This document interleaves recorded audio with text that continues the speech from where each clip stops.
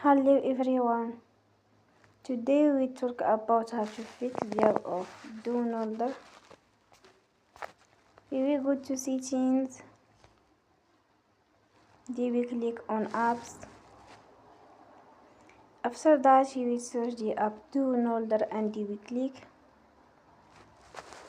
Then we will enforce stop. After that we will go to storage.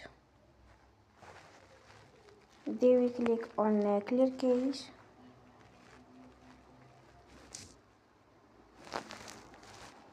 In the end, you will turn off your Wi-Fi and you will turn again. Don't forget to support us by like and subscribe.